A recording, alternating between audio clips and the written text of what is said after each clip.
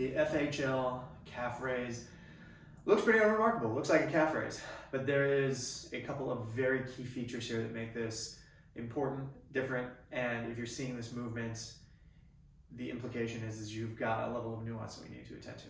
Okay, so let's first talk about what's the difference between a calf raise and an FHL calf raise. So the most notable thing is the use of a slant board. So if I do a calf raise, chances are, if I get up onto my tippy toes, I kind of run out of space. I really can't get any higher. Now I could get my feet way, way back, but what I found is that people will tend to not have the strength to actually get all the way up and create this closed down angle. So that's where the slant board comes in.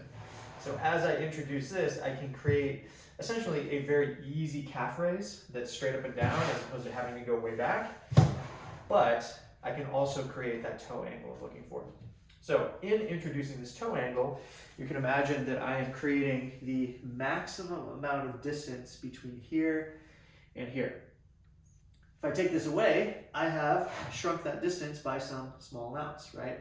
I'm now going to prioritize the ordinary kind of big meaty part of the calf, the gastroc, do my calf raises. Man, these don't really feel difficult at all, so I walk it back, I miss the angle, and so on. So when I introduce this, the calf raises don't get any harder, but the angle gets more precise. My toes are up here, I come up.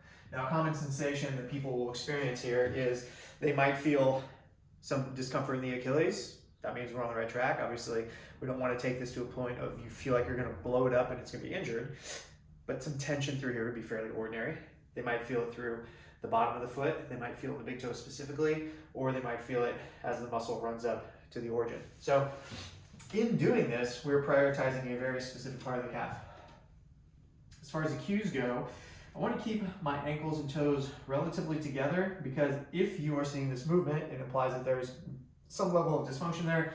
And what is going to happen is your feet are going to want to roll out to basically hide that length. So when I keep things together, everything comes up and over that joint. I basically create that nice long angle we were talking about. If I go out to the side, you can see I lessen that angle of my toe. More angle, less angle. I want more angle. Okay. If this is painful, that's okay. You're just trying to get as high as you can and in time be able to push all the way through until literally I cannot get any higher. I'm totally maxed out. Okay. This is not going to be a high exertion activity. You will not be systemically fatigued. We're looking for a very isolated stimulus to resolve some toe and joint dysfunction.